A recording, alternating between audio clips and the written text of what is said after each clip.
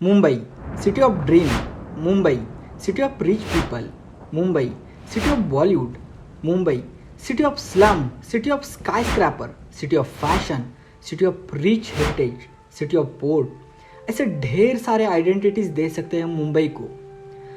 आप जानकर हैरान होंगे कि मुंबई ये अकेला शहर है जो इंडिया की जीडीपी में 6.16% कंट्रीब्यूट करता है। ये एक इंडिया का सबसे बड़ा इकोनॉमिक हब है जो अकेला 33% इनकम टैक्स कलेक्ट करता है, 10% फैक्ट्री एम्प्लॉयमेंट जनरेट करता है, 25% industrial output, 60% custom duty, 20% central excise tax and 40% of foreign trade. ये अकेला शहर इंडिया को जनरेट करके देता है।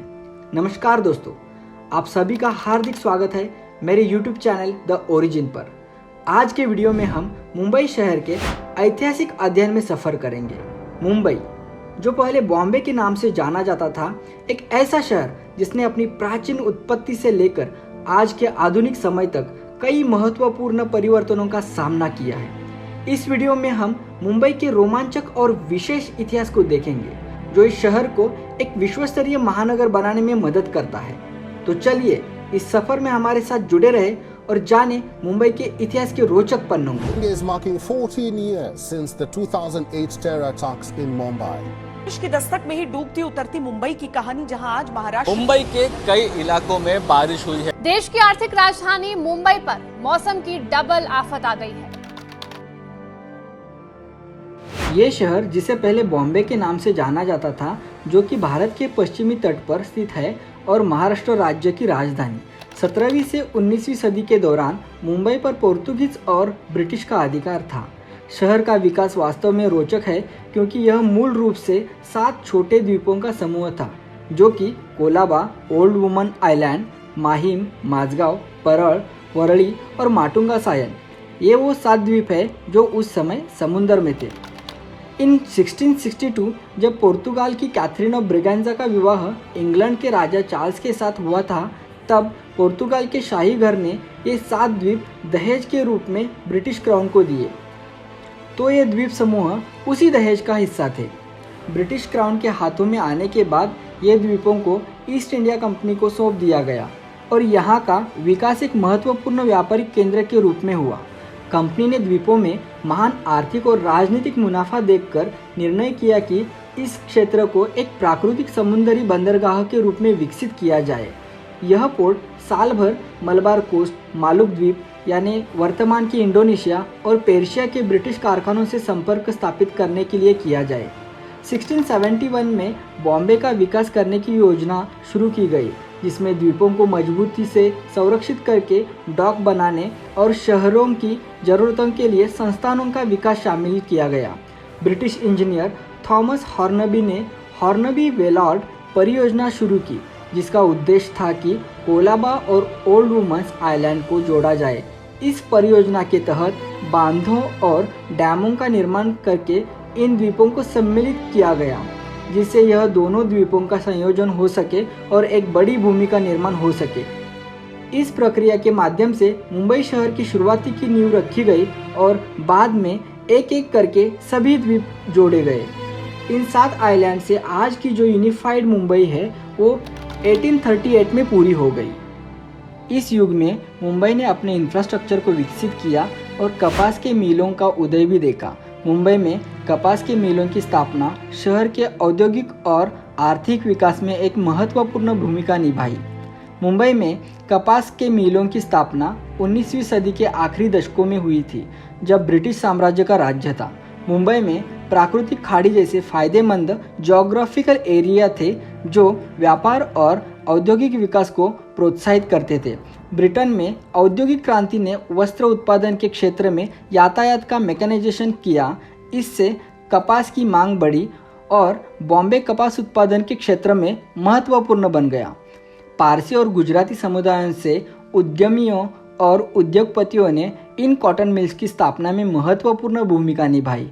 उन्होंने आधुनिक मशीनरी, बुनियादी ढांचा और श्रम का निवेश किया, जिससे मुंबई को वस्त्र उद्योग का केंद्र स्थापित किया गया।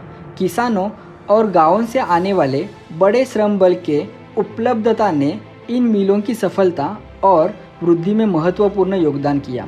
मुंबई का श्रम बल उद्योग का आधार बन गया। कपास के मिलों ने मुंबई की अर्थव्यवस्था में बड़ा योगदान किया, हजारों को रोजगार प्रदान किया और शहर की औद्योगिक और वित्तीय स्थिति को मजबूत किया।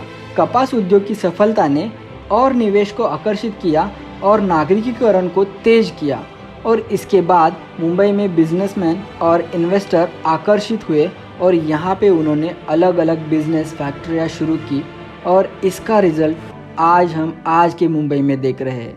20वीं सदी के आर्थिक और औद्योगिक विकास ने मुंबई को एक महत्वपूर्ण आर्थिक केंद्र बनाया और शहर के दृश्य में वृद्धि लाई। 1 मई 1960 में संयुक्त महाराष्ट्र आंदोलन के दौरान 105 लोगों की पुलिस के साथ झड़पों में मौत हो गई।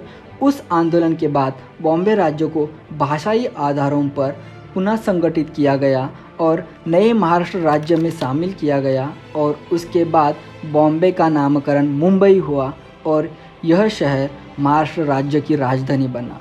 आज हम मुंबई में BSE यानी Bombay stock exchange, Bollywood, national and multinational companies के हेड ऑफिसेस, इंटरनेशनल एयरपोर्ट, बंदरगाह, बड़े बड़े स्पोर्ट्स स्टेडियम और 5 स्टार होटल्स की चेन यहाँ पे देख सकते हैं। आज मुंबई महाराष्ट्र की राजधानी है और इंडिया का सबसे बड़ा आर्थिक शहर बन चुका है। हालांकि इतने सारे डेवलपमेंट के बाद भी मुंबई एक बड़े और भीड़भाड़ भरे शहर के रूप में पहचाना जाता है। यहाँ अधिकता यातायात की समस्याएं, अव्यवस्थित विकास और पर्यावरणीय मुद्दे भी है जिससे मुंबई शहर आज भी जूझ रहा है। शहर की वृद्धि ने जलवायु परिवर्तन और जलवायु अनियमितता के सवालों को भी उजागर किया है। इसमें बाढ़, बारिश का अत्यधिक होना और तापमान का बढ़ना शामिल है। शहर की विकास में बढ़ती आर्थिक असमानता और सामाजिक असमानता की चुनौतियां हैं। यहाँ जमीन की महंगाई, आवास की कमतरता और जीवन का असंतुलन भी शामिल है। इस शहर में जैसे एशिया की सबसे बड़ी स्काईक्रैपर बिल्डिंग है, वैसे ही एशिया में सबसे बड़ा स्लम एरिया भी यहीं पे है। जितने ज़्यादा अमीर लोग हैं उतने ही ज़्यादा लोग गरीब हैं जिन्हें 2 वक्त की रोटी भी मिलना मुश्किल होता है।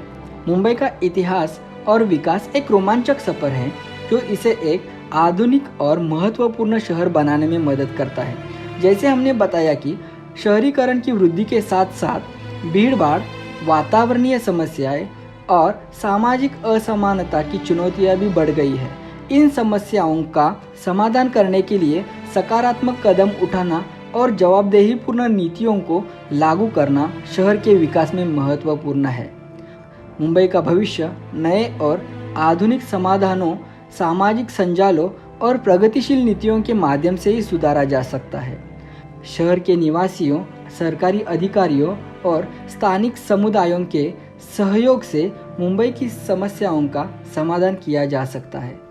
निष्कर्ष में हम ये कह सकते हैं कि हम शहर के पूर्ण विकास की ओर बढ़ते समय शहर की शक्ति, सामर्थ्य और सांस्कृतिक विरासत को आगे ले जाते हुए एनवायरमेंटल बैलेंस भी रखना सरकार की और मुंबई वासियों की रिस्पॉन्सिबिलिटी है।